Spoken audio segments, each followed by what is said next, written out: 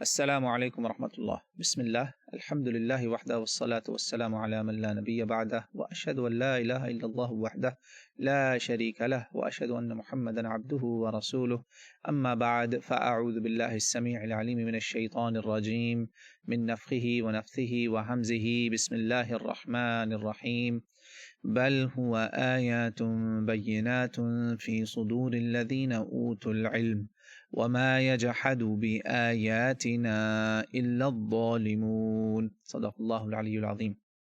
मैंने भाई मैंने आपके सामने सूरतुल अनकबूत सूरा नंबर 49 कुरान पाक की 21वें सिपारे के पहले सफ़े पर आया नंबर 49 है। एक आयत पढ़ के बताई जिसमें अल्लाह ताला कहते हैं नहीं हरगिज़ नहीं, बल्कि ये तो वो आयात हैं जो अहले इल्म के सीनों में महफूज हैं। सुभान अल्लाह, जिनको इल्म दिया गया उनके सीनों में ये महफूज हैं, छाती पे अल्लाह ने कहा यहाँ महफूज हैं। और मेरी आयतों के साथ वही झगड़ेंगे, वही इनकार करेंगे जो जालिम हैं। जी, ये है हमारी इस गुफ्तगू का आज कुरानी पैगाम। मसला क्या है आपको पता ही है। इंडिया के जो ex president of Waqf board, उन्होंने शिया वक्फ बोर्ड, शिया कम्युनिटी की तरफ से एक बंदा है, उन्होंने ये हरकत की है। मैं आपको सीधा सीधा न्यूज़ से वो दिखा देता हूँ। इन्होंने जी सुप्रीम कोर्ट में पटिशन दाखिल की और कहा जी कुरान पाक से 26 आयत निकाल दें। ये मैंने न्यूज़ कटिंग आपको एज इट इज़ दी है और उनकी तस्वीर नज़र आ रही है। उनके नाम के साथ सैयद भी लगा हुआ है, रिजवी भी लगा हुआ है, असल नाम उनका वसीम है। जी हाँ, तो कहते हैं जी ये वर्सेस जो है कुरान की टेररिज्म और जिहाद को प्रोमोट करती हैं। ये इनका मुद्दा है। आज के बयानिए में मैं इस पूरे मसले की आपके सामने पहला हिस्सा होगा, उसमें रखी जाएगी हकीकत, व्हाट इज़ द रियलिटी। उसके बाद इसके सॉल्यूशंस क्या है, उन सॉल्यूशंस में मेरे कुछ points arguments directly addressing Waseem साहब। अगर कोई वसीम साहब तक मेरा ये पैगाम पहुंचा दे, मिस्टर वसीम को, तो well and good, it will be nice, ताकि जो ना बात कहते हैं ना दूध का दूध पानी का पानी हो जाए। उसके बाद उनकी फैमिली को भी मैंने एक प्ली करनी है, एक रिक्वेस्ट करनी है, उनके लिए भी एक बहुत बड़ा इम्तिहान है। और तीसरा होगा जी ओवरऑल जनरल पब्लिक को क्या बात करनी है। ये तीन तीन कैटेगरीज के अंदर तीन मुख्तलिफ शोबों में इस मसले के पूरे सोल्यूशंस रखे जाएंगे। ये है सारा मुद्दा। इन्होंने जो हरकत की जी, कुरान पाक के अंदर जनाब 26 आयतें ऐसी हैं जिनसे जनाब आतंकवाद, दहशत गर्दी, जिहाद, टेररिज्म ये फैलता है। अब आप उनकी अपनी ज़ुबान से सुन लें। बहुत सारे लोग तो शायद ये कहें, मैं पहले बता दूं भाई, ना तो मेरा कोई अफिलिएशन है किसी जमात से, किसी पॉलिटिकल से, मजहबी से, किसी पार्टी से मेरा कोई लेना देना नहीं। हम परदेश में बैठे हुए हैं, अल्हम्दुलिल्लाह, ला इलाहा इल्लल्लाह मुहम्मद रसूलुल्लाह पढ़ने वाले लोग हैं इस, और मोमिन भाई जितने भी हैं वो हमारे बहन भाई हैं। जो सुन लीजिए उनकी अपनी ज़ुबान से, ताकि आपको ये ना लगे कि ये फेक न्यूज़ है। ये देखें जी, ये साहब ये खड़े हैं बाहर, तो इनसे मीडिया पर्सन जो है वो बाकायदा सवाल पूछेगा। ये आप उनकी अपनी ज़बानी सुन लीजिए। वो इनको पहले सैयद वसीम रिजवी बोलेगा, क्योंकि ये एक्स चेयरमैन थे all India Shia Waqf board के। सुन लीजिए जी इनका बयान। सैयद वसीम रिजवी, वसीम साहब, नहीं वसीम साहब, कौन सी 26 आयतें हैं जिसको आपने रिमूव करने की अर्जी लगाई है सुप्रीम कोर्ट में? तो देखिए, प्रॉफिट मोहम्मद के बाद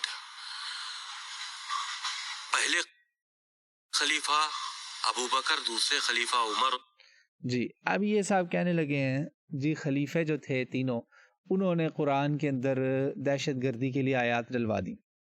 अच्छा, लेकिन आप यहाँ पे एक चीज़ नुक्ता गौर कीजिएगा, ये हजूर सल्लल्लाहु अलैहि वसल्लम का नाम कैसे ले रहा है। ठीक है, शिया जो हैं उनको अबू बकर, उमर, उस्मान के साथ ख़ास तौर पे जो गाली हैं वो तो लानत के सिवा बात ही नहीं करते। गाली शिया, आम शिया जो हैं उनमें बड़े कई उलमा भी हैं, वो लानत नहीं करते। बहरहाल इस साहब ने तो नबी पाक सल्लल्लाहु अलैहि वसल्लम का नाम भी अदब से नहीं लिया, और इसके नाम के साथ सैयद भी लगा हुआ है, रिजवी भी लगा हुआ है। रिजवी समझते हैं कौन? रिजवी अली रिज़ा अलैहिस्सलाम, रसूलुल्लाह के उस ज़ुर्रियत के उस बच्चे के साथ है जिसको तो बड़े बड़े मुहद्दिसीन खुलफा हमारे हारून और मामून जैसे लोगों ने अपने साथ बिठाया हुआ है। तो ये ऐसी शख्सियत है जो अहले सुन्नत, अहले तशय्युअ के यहाँ, सब के यहाँ सर की ताज समझी जाती है, इमाम अली रिज़ा रहमतुल्लाह अलैह, और उन पर अल्लाह की सलामतियाँ हों। ये नाम है इसका। उसकी निस्बत से नाम जोड़ा हुआ, और आका का नाम कैसे ले रहा है, हमारे आका का नाम कैसे ले रहा है। अब ये मुसलमान है, आप खुद गौर कर लें। ये कहते जी खलीफों ने ना, इसने कहा वो 3 खलीफों ने कुरान में आयतें डलवा दी थी। यार ये बात तुम ना किसी शिया किताब से ही दिखा दो मुझे। हाँ जी, अच्छा आगे चलते हैं। ये मसला ऐसा नहीं है कि इन्होंने कुरान पढ़ा और उनको कुरान पढ़ के कहीं से ना ये आयतें इन पे नजर आए कि ओ हो ये हैं 26 आयतें। क्यों, मैं आपको ना इनकी थोड़ी सी हिस्ट्री दिखाता हूँ, लोगों को पता चले। देखिए ये लोग जो होते हैं ना, ये ओवरनाइट नहीं इनको कोई इपिफनी होती कि अचानक इन पर कोई हुई चीज तारी और होली गोस्ट आ गया नौजुबिल्ला है वो, और ना ऐसे नहीं। ये देखें, ये साहब जब कोरोना 1 साल पहले मसला शुरू हुआ, इन्होंने क्या किया था, इन्होंने मुसलमानों की क्रेमेशन की तजवीज़ दे रहे थे, जबकि मेडिकली ये प्रूवन है। मैंने इस पर बाकायदा वीडियो बनाई हुई है, आप मेरे चैनल पे जाएं, हाफिज़ उस्मान अकबर मेरे ऑफिशियल चैनल पे कोरोना वायरस की वीडियोस में जाकर देख लीजिएगा। मेडिकल डॉक्टर्स कह रहे हैं there is no need for cremation, that's an overkill. अभी भी अगर आपको यकीन ना आए तो आप इनके ताने बाने देख लें और कहाँ मिल रहे हैं, आप देख लें किन लोगों के साथ मिल रहे हैं, नज़र आ रहा है आपको। ये ऐसे ही नहीं 26 आयतें निकली। अच्छा, तो ये देखें, आप गौर करें। और ये तो और भी इनकी बहुत बातें हैं, मैंने आपको से इशारतन 3-4 चीज़ें दिखाई। अब अल्हम्दुलिल्लाह चूंकि ये शिया वक्फ बोर्ड के साबका प्रेसिडेंट थे, पता नहीं इनको शायद प्रेसिडेंसी से निकाला है, उतारा, शायद उसका गुस्सा निकाल रहे हैं, जो भी है अल्हम्दुलिल्लाह। लो जी, ये मैं आपको गुड न्यूज़ देने लगा हूँ। खुद ही शिया कम्युनिटी ने इनका बायकॉट करने का ऐलान कर दिया। उन्होंने कहा जी ये तो इस बंदे का, ये शिया है ही नहीं, इसका हमारे से कोई ताल्लुक नहीं। शिया कम्युनिटी ने, ये मौलाना अली हैदर साहब हैं कोई, इन्होंने भाई थैंक यू सर, मेहरबानी, वरना यहाँ पर तो अक्सर लोग सुनेगी नहीं कि वो जो शिया नहीं है वो तो मुंह ही ना खोले ना। अल्हम्दुलिल्लाह। अच्छा, अब मैं आपको कुछ और भी सबूत देने लगा हूँ। बहुत बड़ी तादाद में अहले सुन्नत और अहले तशय्युह के जो लोग हैं, उन्होंने इसके खिलाफ बड़ा सीरियस स्टैंड लिया है। बाकायदा इनको बल्कि कोर्ट तक ये बात लेकर गए कि ये बंदा तो मुसलमानों को ये फसाद, इंटरनल फसाद करवाना चाह रहा है। ये मैं नहीं कह रहा, आपको सब कॉन्टिनेंट के लोग कह रहे हैं। ये देखें जी, सुन्नी और शिया उलमा का शदीद रद्द अमल, ये देखते जाएं आप, सुन्नी और शिया दोनों का, ये सब आप देखते जाएं। या आखिरी सबसे जनाब, ये तो मैं कहता हूँ इस बंदे ने कमाल कर दिया। ये आप आपके सामने देखें, कल्बे सादिक का मेरा ख्याल है ये भाई है या उनके कोई रिश्तेदार हैं। बहरहाल जवाद, कल्बे जवाद जो हैं, इन्होंने काफ से था कल्बे जवाद शायद, बहरहाल शिया आलम दीन, उन्होंने कहा जी ये एजेंट है किसी का, इसको फौरन गिरफ्तार किया जाए। जी हाँ, यही बात बेचारे लोग बोलते थे यासरुल खबीस के बारे में भी, मगर उसको बाकायदा यूके में हिफाजत मिली हुई है, सब कुछ चल रहा है, आप समझ रहे हैं ना। पूरी शिया सुन्नी दुनिया चीख उठी का ये लड़वाना चाह रहा है, जो हाथ उठा उठा के कुनूते नाजला पढ़ रहा है, क्या उसे कहते हैं, उम्मुल मोमिनीन पर, हमारी माँ पर। ये कैसा, कौन हो सकता है ये, कि ये तो दुश्मन के एजेंडे पर काम कर रहे हैं, उनको पता है। अच्छा, ये मैंने आपके सामने सारा रख दिया। अब मैं इसके ऊपर जो इन्होंने कहा ना 26 आयतें, इनसे ना थोड़ी गलती हो गई, मैं आपको बताता हूँ। ये मुसलमान, हिंदू, क्रिश्चियन सारे सुन लें, जो भी उर्दू दुनिया वाले लोग हैं जहाँ ये वाक़या हुआ है, ये साहब के ऊपर कोई, मैंने पहले कहा था पिफनी नहीं हुई कि अचानक इनको रियलाइज हुआ कि ओ कुरान में मैंने ऐसा निकाल दी जनाब चीज़ के, वाह जी वाह, कमाल हो गया, मैं तो बड़ा वो जैसे कहते हैं ना अमन वाला आदमी हूँ, तो मैं तो इसलिए कर रहा हूँ, मैं तो अपने रिलीजन पे भी हमला करने को तैयार हूँ। नो नो सर, हम वी आर नॉट फूल्स। आपने प्रॉफिट मोहम्मद का जैसे नाम ही लिया, पता चल गया कि आप कहाँ हैं। अच्छा, मैं आपको एक किताब दिखाने लगा हूँ, मेरे एक दोस्त ने मुझे ये भेजी, ये दिल्ली की पब्लिश किताब है सर, ये 70s में ये किताब आई है। इसकी सबसे पहला प्रिंट इस किताब का जनाब हुआ था 1976 में गालिबन। This was printed in 1976, first publish 1987। इसकी पहला एडिशन आया था 1987 में, और फोर्थ एडिशन इसका था 1993 में। ये 1987 से ये किताब मार्केट में। इस किताब को जो लोग नहीं उर्दू पढ़ सकते ज़रा ध्यान से पढ़ें। पे लिखा हुआ कुरान की 24 आयत पर बेजा एतराज़ात, 24 आयतों पर बेजा एतराज़ात। अभी भी ना किसी को यकीन आए तो चले मैं आपको कुछ और दिखाता हूँ, या आप उसी किताब का तीसरा सफ़ा देख लें। ये मैं आपके सामने रख रहा हूँ। जिनको उर्दू नहीं आती मैं उनके लिए पढ़ देता हूँ। ये किताब आपको PDF मिल जाएगा, ना मिला तो इंशाल्लाह जब ये वीडियो पब्लिश होगी ना तो हम इसकी डिस्क्रिप्शन में डाल देंगे। ये आप जनाब पढ़ें ज़रा, यहाँ क्या लिखा हुआ है। ये कहते हैं, छोटी सी किताब है, अच्छा 24 आयात हैं, 24 ही ऑब्जेक्शंस है और उन 24 ऑब्जेक्शंस का जवाब भी 24 सफ़ों में दिया गया। ज़्यादा लंबे सफ़े नहीं काले किए, मुख्तसर, ठीक है। और अल्हम्दुलिल्लाह देखें, ये पहली दफ़ा, पहले फिर कह रहा हूँ नहीं हो रहा, हम नॉन मुस्लिम्स के साथ ये 9/11 के बाद कई बार इस बात पर 2-2 हाथ हो चुके हैं, इल्मी तौर पर 2-2 हाथ कई दफ़ा। मैं अल्हम्दुलिल्लाह, अल्लाह का शुक्र है, कुरान का तालिब इल्म हूँ, चर्चिस के अंदर खड़े होके हमने ये बात की है, समझ रहे हैं। तो ये साहब जो है ना, कोई इतना बड़ा इनका ये इनके ऊपर कोई पिफनी नहीं हुई। फिर मैं बोलूँगा ही हैज़न्ट हैड सम काइंड ऑफ इल्हाम कि ओ हो 26 आयतें, इनसे हो गई असल में गलती। ये आयतें थी 24 जी, इन्होंने 26 बोल दी। अच्छा, सवाल करने वाले ने जब इनसे सवाल पूछा ना कि वो आप बताएं वो 24 आयतें कौन सी हैं, सर इन्होंने, कहते हैं ना सवाल गंदुम जवाब चना, ये वो 26 आयतें में से एक भी नहीं बता सके, बस खलीफों पे डाल के कह दिया बढ़ावा देती है वायलेंस को, वायलेंस टीचिंग हम कहें उसको एक तरह। हाँ, ये सिर्फ 1 मिनट 20 सेकंड्स की वीडियो है, 1 मिनट 20 सेकंड्स की।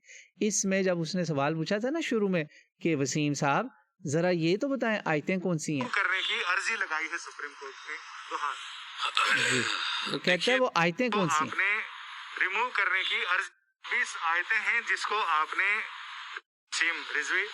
वसीम साहब, ये कौन सी 26 आयतें हैं जिसको आपने रिमूव करने की अर्जी लगाई है? कहा कौन सी 26 आयतें, सर वो 26 क्या, एक भी नहीं बता सका। ये है हकीकत सारी, आप समझ रहे हैं। ये असल में ये मुद्दा बड़ा पुराना है। ये सुन लीजिए, मैंने आपके सामने किताब खोली हुई है, अखिल भारत, ठीक है, अखिल भारत हिंदू महासभा की तरफ से देश में दंगे क्यों होते हैं के अनवान से 4 वर्का शाया हुआ था। ये रेड अंडरलाइन मैंने किया हुआ, और उसको फिर बार बार इन्होंने रीप्रिंट करके फैलाया। दंगे कौन फैला रहा है, देख लें आप। इस फोल्डर में कुरान से 24 आयात या आयतों के टुकड़े लेकर, अज्जा लेकर, होशियारी के साथ लोगों को ये दिखाने की कोशिश की कि देश में दंगे तब तक नहीं रुकेंगे जब तक ये आयतें कुरान से नहीं निकाली जाती।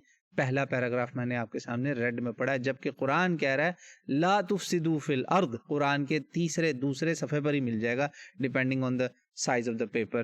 तो ज़मीन में दंगा मत करो। जब कुरान ये कह रहा है और आप मुसलमानों पे ही आरोप लगा रहे हैं, और छापने वाले कौन है, नॉन मुस्लिम। जी हाँ, हिंदू, या बल्कि वो हिंदू भी नहीं है, वो सही मानों में आपकी धरती के, अब देश के सही मानों में जालिम, डाकू, लुटेरे, अपराधी वो हैं। असल में असल खूनी वो लोग हैं जो लोगों में झूठ फैलाते हैं और ठेकेदार बने हुए हैं कि हमें पता है कि ये फसादी हैं, जबकि कुरान बार बार कह रहा है फसाद मत करो। एक की जान ना हक ले ली तो पूरी जमीन इंसानियत की तुमने जान ले ली है। बताओ, एक को बचा लिया तो पूरी इंसानियत को बचा लिया। ये कुरान का पैगाम है और तुम ये झूठ बोलते हो। ये काम पहले हो चुका हुआ है, ये कई बार हो चुका है। जिन्होंने ये 1970s और 80s में प्रिंट किया ना, वो भी ये काम पहले कर चुके थे। ज़हन में रखिएगा, ये काम वो भी पहले कर चुके थे। ये साहब खुद से नहीं कुछ पढ़ रहे। इनसे गलती ये होगी कि मैंने रेड में जो ऊपर लिखा ना 24 वर्सेस, ये थी 24 जिन पे इनको एप्लीकेशन डालनी थी। इनकी एप्लीकेशन तो यहीं से डिस्क्वालीफाई हो जानी चाहिए कि इनसे जज साहब को पूछना चाहिए कि सर ये 26 आयतें कौन सी हैं। और जब इन्होंने जाके वो देखना है ना पर्चा, वो वही पर्चा है जो फैला रहे हैं यही पार्टी पहले से, जो गैर मुस्लिम थे, नॉन मुस्लिम ये काम कर रहे थे। तो जब देखेगा ये कि वो तो 24 थी। और फिर इसने एक और जगह कहीं और भी बोला हुआ वसीम साहब ने, मिस्टर वसीम ने, कि मैं बड़े लोगों को मैंने इस पे अर्जियां लिखी कि जवाब दो, उनको जवाब नहीं देना है। भाई ये जवाब दिया हुआ है, 1987 का जवाब है। Thank you to my friends, उन मेरे दोस्तों का शुक्रिया, गुमनाम हीरोज का, जिन्होंने ये मुझे भेजी। ये मैं कहा यार ये तो जवाब 87 का दिया हुआ है, और इससे पहले भी बहुत किताबें लिखी गई हैं, बार बार जवाब दिया गया। भाई जब हम नहीं मान रहे तो आप हमें कैसे जबरदस्ती हम पे आरोप लगाएंगे, बताएं आप। हकीकत ये है जी, अब ये सारा मुद्दा मैंने आपके सामने रख दिया। अब इसकी मैं आपको हकीकत बताता हूँ। हकीकत ये है कि नंबर 1, ये आदमी शिया नहीं है। अगर शिया है भी तो शिया मर्जा नहीं है। शिया कम्युनिटी में एक चीज़ होती है मर्जा, जो मर्जा होता है ना, उसके बगैर शिया कम्युनिटी में कोई किसी किस्म का वर्डिक्ट भी नहीं दे सकता। सीधी सी जो बात है, you can not pass any फतवा, you can not pass any ruling. इज्तिहाद करने वाला मुज्तहिद मर्जा, उनका गो टू सोर्स जो होता है, वो ये साहब इस किस्म के लोग नहीं होते। He is not one of those. यकीन नहीं आता तो आप उनसे खुद उनकी पोजीशन पूछ लें। एक वक्फ बोर्ड के ऊपर तुम्हारी एक पोजीशन है, you are basically a secular, it's also secular position, this is not a religious authority. कोई रिलीजियस अथॉरिटी नहीं है किसी भी टेक्स्ट बुक के मुताबिक, तुम कोई रिलीजियस अथॉरिटी नहीं हो। तो किस अथॉरिटी से तुम कोर्ट में गए हो? शिया मर्जा लेके जाता है ना कोई, हम फिर शिया मर्जाओं से बात कर लेते। समझ रहे हैं आप? ये तो पहली हकीकत होगी। और ये काम कोई सुन्नी आलिम भी करेगा, कोई भी करेगा, मुसलमान उसका पीछा नहीं फिर छोड़ते।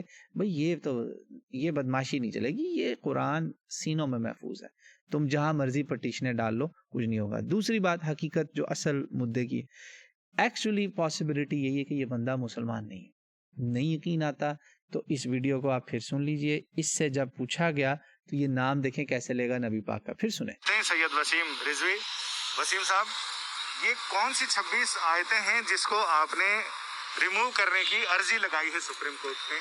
दोहार देखिए, प्रॉफिट मोहम्मद के बाद, हाँ, प्रॉफिट मोहम्मद सल्लल्लाहु अलैहि वसल्लम, हजरत कुछ नहीं, ये मुसलमान है। जैसे वो मैंने आपको दिखा दिया ना कल्बे जवाद का बयान, ये कि ये मुसलमान नहीं, बिल्कुल।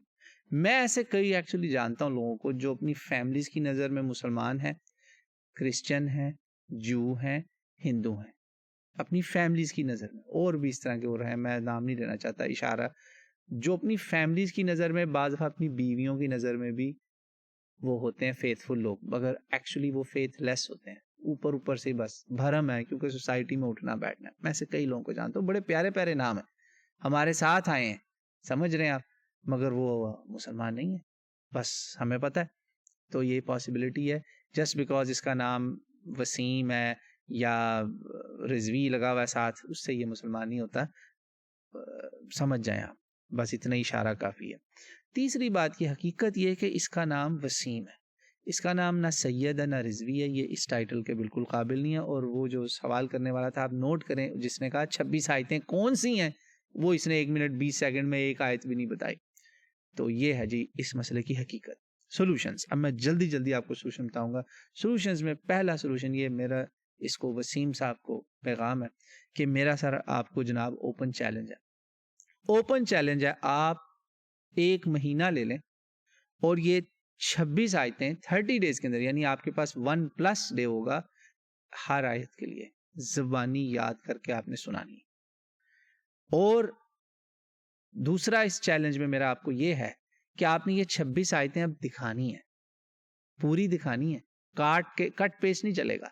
जैसे मैं एक पूरा सेंटेंस बोल रहा हूँ, सेंटेंस के से 2 लफ्ज नहीं निकलेंगे, ना ना, पूरी की पूरी आयत दिखानी है, verse, a complete sentence from a circle to circle लगा होता है ना, नंबर 1 नंबर 2, इस तरह दिखाना है आपने। ये आपको मेरा ओपन चैलेंज है, आप मुझसे डिबेट करें, I am ready to debate जी।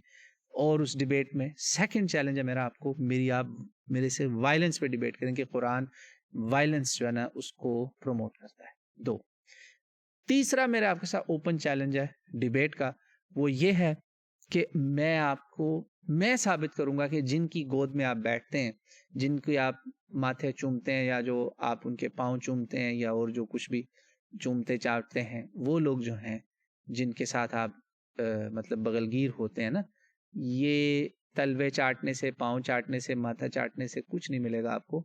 सबकी किताबें, मेरा दावा है, मैं आपको हर एक की किताब के साथ, being a student of comparative religion, मैं आपको वायलेंस निकाल के दिखाऊंगा उनकी किताबों से, चाहे वो उनकी किसी गुरु की किताब हो, बड़े की किताब हो, जिसकी भी, आपको बुद्धिज्म भी ले लें, मैं आपको ऐसी ऐसी चीजें निकाल के दिखाऊंगा। तो फिर आपको कहते हैं ना, you have to play fair. और खास तौर पे जिनकी गोद में आप बैठते हैं, जो आपको बड़े अजीज हैं, मैंने तस्वीरें दिखा दी उन लोगों की, आप सब जानते हैं वो कौन लोग हैं, आप जुर्रत करें, फिर आप उनके खिलाफ भी पटिशन डालें, देन हम देखेंगे आप किसी फेयरनेस में। ये है मेरे आपको open challenges of debate. Number 1, Quran की आयतें आपने मुझे 26 याद करके सुनानी है, बतानी है, कोट करनी, वो फेल हो जाते हैं, कोई बात नहीं, आप पूरी आयतें ही दिखा दें, कुरान खोल के दिखा दें। ये 2 चैलेंज हैं। और तीसरा, वायलेंस पे डिबेट होगी, और अगर आप वो डिबेट हार गए जिसमें मैं आपको वायलेंस साबित करूंगा कि अगर ऐसी बातों से आप कुरान में वायलेंस दिखाते हैं तो इससे 1000 गुना ज्यादा मैं आपको हिंदुइज्म और क्रिश्चियनिटी जुडाइज्म से दिखाऊंगा, फिर आपको पिटिशन वहां डालनी पड़ेगी उनके खिलाफ। Let's play fair. ये मेरे आपको चैलेंजेस हैं। इस चैलेंज का आखिरी हिस्सा है मेरा फैमिली के साथ। एक फैमिली को मेरा आपके ईमान का भी इम्तिहान है, बिल्कुल ऐसे ही जब रईसुल मुनाफिकीन, मुनाफिकों का सरदार, जिसने ज़ाहिरी बात है उन लोगों के ईमान तो सिर्फ नाम के थे, कुछ ऐसे मुनाफिकीन थे रसूलुल्लाह की सफ़ों में, अल्लाह ने कुरान में कह दिया ला तअलमुहुम नहनु नअलमु, उनकी असलियत तो आपको भी नहीं पता चली फिर जब कि इन्होंने तो ईमान सिर्फ एक प्रोटेक्शन के तौर पर लिया हुआ कि लोगों को लगे हाँ मुसलमान है, to fit in the society. फ़ायदे भी तो उठाने होते हैं ना, जैसे आपने भी मज़े लूटे एक बहुत बड़े बोर्ड की पोजीशन में बैठ कर, सेंट्रल अम्ब्रेला ऑर्गेनाइजेशन है पूरे ऑल इंडिया लेवल की शिया कम्युनिटी की। अब आप बच्चे जो हैं, अगर उनकी औलाद देख रही है ये बात, आप मुसलमान है ना, बिल्कुल वैसे जैसे अब्दुल्ला इब्ने उबई इब्ने सलूल ने जब आका के ऊपर हमला किया उनकी इज्जत पर, तो वो खड़ा हो गया था कि मेरा बाप आज चाहे मेरा बाप है, पहले मेरा अल्लाह और रसूल है। समझ गए आप? अब आप साबित करें कि you will go against him, वरना आप भी इसके साथ ही दोज़ख में जाएंगे अगर ये बगैर तौबा के मरा। तो अब आपका इम्तिहान है, देख लीजिएगा, ये आपका फैमिली को चैलेंज है। तीसरा ग्रुप, जैसे कि मैंने प्लान बताया था, वो ये था कि मेरी ना 7 पॉइंट्स हैं फॉर ऑल उलमा एंड पब्लिक, ऑल उलमा and public. Number one request, कोई भी आलिम, चाहे वो सुन्नी हो, चाहे वो शिया हो, या जो भी हो, किसी सेक्टेरियन फसाद की साजिश का हिस्सा ना बने। ये आपस में लोगों को पहले भी लड़वा चुके हैं, आप इस साजिश का हिस्सा ना बनिएगा। आपके एक्सट्रीमिस्ट लोग पहले ही ये बात कह चुके हैं, एक्सट्रीमिस्ट नॉन मुस्लिम जो फसादी लोग हैं, कि हमने इनको ये काम करवाना है, क्योंकि ये काम इराक में भी हो चुका है, शाम में भी हो चुका है, यमन में भी हो चुका है, मुल्कों के मुल्क तबाह हुए हैं, सल्तनतें टूटी हैं, मुल्क के मुल्क लुटे हैं। इसका हिस्सा ना बनिएगा, ये बहुत बड़ी साजिश है, ये आपको अंदर से लड़वाने की साजिश है। इकट्ठे हो जाना, इस पे बिल्कुल एक दूसरे के ऊपर हमले ना करना। तो लिहाजा second solution point, important second request to the public and उलमा, ये उलमा के लिए ख़ास, कि आप अपनी अपनी किताबों में कहीं पर जो कुरान के ऊपर इस तरह के हमले हैं ना, उनका खुल्लम खुल्ला रद्द करें। हम मुसलमान किताबों के अंदर से चीज़ें डिलीट करने का काम तो नहीं करते कि किताबों में तहरीफ शुरू हो जाती, कम अज़ कम हाशिए लगाएं, बताएं कि जी ये गाली अकीदा, इस किस्म के किसी अकीदे को हम नहीं मानते, कुरान इन सब से ऊपर है, स्टैंड ऑन दैट। जिसकी भी किताब में ऐसा कोई लिखा हुआ ना फजूलियात, जिसको लोग ऐसे लेकर सटक जाते हैं, पटक जाते हैं, उलट जाते हैं, उसका ये हल करें। अच्छा जी, अगली बात, अहम सोल्यूशन इसके अंदर जो है ना, बड़ा अहम नुक्ता एक और है, वो ये है कि आज से आपने इस बंदे का नाम वसीम लेना है। इसको ना सैयद बुलाना है, ना रिजवी, बिल्कुल नहीं, ये इसका मुस्तहिक नहीं है। ये सारी पब्लिक को मेरी रिक्वेस्ट है। अच्छा, एक और पब्लिक को रिक्वेस्ट है, ये पब्लिक के लिए, कोई बंदा किसी किस्म की जज्बाती कार्रवाई, समझ रहे हैं ना, कोई मुजाहिद बनने की कोशिश ना करे, कोई इस किस्म की जज्बाती कार्रवाई ना करें, ये इसकी इल्मी मौत हो जाएगी खुद ब खुद। अहले तशय्युअ से दरख्वास्त है कि वो इससे खुद निपटें, ये घर के अंदर से इस गंद को निकाल के बाहर फेंकें या इसका इलाज करवाएं। वो क्या, विच इज़ नंबर 5 हो गया कि जी इससे आप माफ़ी, इसे कहें माफ़ी का ऐलान करे, तौबा का ऐलान करे, और तकिया नहीं चलेगा, बिल्कुल तकिया के बिना, ये तकिया वाला मामला नहीं, ये माफ़ी मांगे, और इसके लिए शिया उलमा इससे मिलकर बाकायदा डिबेट करें, इसका दिमाग ठीक करें, इल्मी तौर पर ठीक करें, पहले इसका इल्मी इलाज करें ना, ये तो नहीं कि जो है ना वो आगे बढ़ जाना, नहीं, ऐसा कोई काम नहीं करना, इससे आप डैमेज करेंगे, नुकसान करेंगे।